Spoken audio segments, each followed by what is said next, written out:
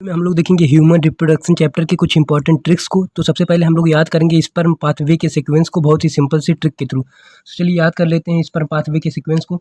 सो देखिए इसके लिए जो ट्रिक हम लोग को याद रखनी है वो है 7 अप। 7 अप बहुत ही सिंपल ट्रिक है 7 अप।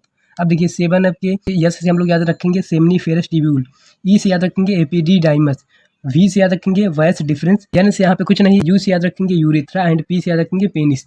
तो ये हो गया हमारा स्पर्म पाथवे का सीक्वेंस जिसको हमने याद रख लिया through the trick 7 up. 7 up के यस से सेमनीफेरस ट्यूब्यूल, उसके बाद आता है एपिडिडाइमस, फिर आता है वॉइस डिफरेंस, फिर आता है इजैकुलेटरी डक्ट, फिर आता है यूरेथ्रा एंड लास्ट में आता है हमारा पेनिस। सो नेक्स्ट हम लोग याद करेंगे मिल्क सिक्रीशन के पाथवे को।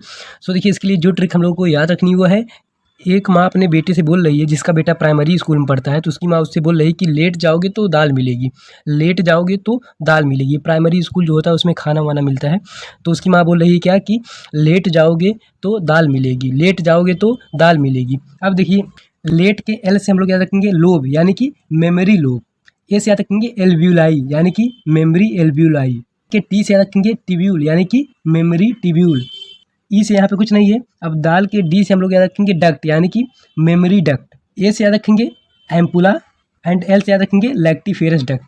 सो हमने मिल्क सिक्रीशन के पाथवे को याद कर लिया थ्रू द ट्रिक लेट जाओगे तो दाल मिलेगी। लेट के एल से लोब यानी कि कौन सा लोब, मेमोरी लोब, ए से एल्व्यूलाई यानी कि मेमोरी एल्व्यूलाई, टी से ट्यूब्यूल यानी कि मेमोरी ट्यूब्यूल, डी से डक्ट यानी कि मेमोरी डक्ट, ए से एम्पुला एंड एल से लैक्टिफेरस डक्ट।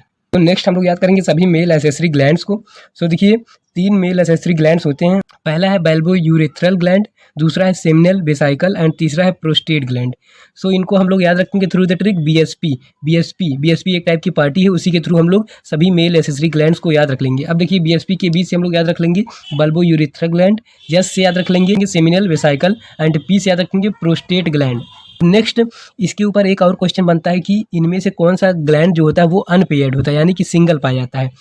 तो गाइस जो प्रोस्टेट ग्लैंड होता है वो अनपेयर्ड होता है यानी कि एक ही पाया जाता है, 1 इन नंबर पाया जाता है, जबकि ये दोनों जो ग्लैंड होते हैं वो 2 इन नंबर पाए जाते हैं यानी कि इनको बोलते हैं पेयर्ड ग्लैंड, पेयर में पाए जाते हैं। ये 2 पाया जाता है, ये भी 2 पाया जाता है, बाकी जबकि ये सिंगल ही पाया जाता है, इसीलिए इसको बोलते हैं अनपेयर्ड होता है। सो इसको हम लोग हमेशा के लिए कैसे याद रखें कि जो प्रोस्टेट ग्लैंड होता है वो अनपेयर्ड होता है। तो इसके लिए सिंपल सी ट्रिक हम लोग को याद रखनी है यूपी के यू से हम लोग याद रखेंगे अनपेयर्ड, पी से याद रखेंगे प्रोस्टेट ग्लैंड यानी कि जो प्रोस्टेट ग्लैंड होता है वो अनपेयर्ड होता है। तो प्रोस्टेट ग्लैंड अनपेयर्ड होता है, इसको हमने याद रख लिया थ्रू द ट्रिक यूपी। अब नेक्स्ट हम लोग प्रेगनेंसी के इवेंट्स को देखेंगे। फर्स्ट मंथ के एंड तक हर्ट का फॉर्मेशन हो जाता है एंड दूसरे महीने के अंत तक लिम्ब डिजिट यानी कि हाथ और पैर का फॉर्मेशन हो जाता है। तीसरे महीने के अंत तक सभी मेजर ऑर्गन्स फॉर्म हो जाते हैं विद एक्सटर्नल जेनाइटेलिया, ठीक है, एक्सटर्नल जेनाइटेलिया भी फॉर्म हो जाता है। एंड 5वें महीने के अंत तक हम लोग चाइल्ड के फर्स्ट मूवमेंट को फील कर सकते हैं एंड उसके साथ साथ जो है हेयर का अपीयरेंस शुरू हो जाता है। 6 महीने के अंत तक क्या हो जाता है, आई लैसेस आ जाते हैं, आई लिड्स सेपरेट हो जाता है और बॉडी पे फाइन एयर आ जाता है। इसको हम लोग एक लव स्टोरी के थ्रू याद रखेंगे। एक लड़का है जो कि एक लड़की से प्यार करता है, तो वो उससे बात करना स्टार्ट कर देता है, तो पहले महीने के अंत तक वो उसको दिल दे बैठता है, पहले महीने के अंत तक वो उसको दिल दे बैठता है। दूसरे महीने के अंत तक उनके हाथ एक दूसरे के हाथ में होते हैं, उनके हाथ एक दूसरे के हाथ में होते हैं एंड तीसरे महीने के अंत तक वो सभी एकदम पूरा डेवलप हो जाते हैं यानी कि एकदम घुल मिल जाते हैं आपस में, यानी कि कह सकते हैं मेजर ऑर्गन उनका डेवलप हो जाता है विद एक्सटर्नल जेनाइटेलिया। 5वें महीने के अंत तक क्या होता है कि प्यार बहुत ज़्यादा बढ़ जाता है। इससे क्या होता है कि जब वो लोग बात करते हैं गूज बम्प होता है, ठीक, गूज बम्प होता है, खुशी के मारे हेयर खड़े हो जाते हैं, तो अपीयरेंस ऑफ हेयर होता है 5वें महीने के अंत तक, यानी कि हेयर की फर्स्ट मूवमेंट होती है या कह सकते हैं चाइल्ड की फर्स्ट मूवमेंट होती है, इसी के थ्रू हम लोग याद रख लेंगे। एंड 6वें महीने के अंत तक उनकी आंखें खुल जाती हैं, उनकी आंखें खुल जाती हैं यानी कि आईलिड सेपरेट हो जाते हैं, उनकी आंखें खुल जाती हैं, आई लैसेस भी फॉर्म हो जाते हैं एंड आईलिड सेपरेट हो जाते हैं यानी कि उनकी आंखें खुल जाती हैं कि ये प्यार वार धोखा होता है, ठीक, प्यार वार क्या होता है, धोखा होता है। उनकी आंखें खुल जाती हैं, उनकी आंखें खुल जाती हैं मतलब 6वें महीने के अंत तक उनकी आंखें खुल जाती हैं यानी कि आई लैसेस फॉर्म्ड हो जाते हैं और आईलिड सेपरेट हो जाते हैं और वो समझ जाते हैं कि प्यार वार धोखा है।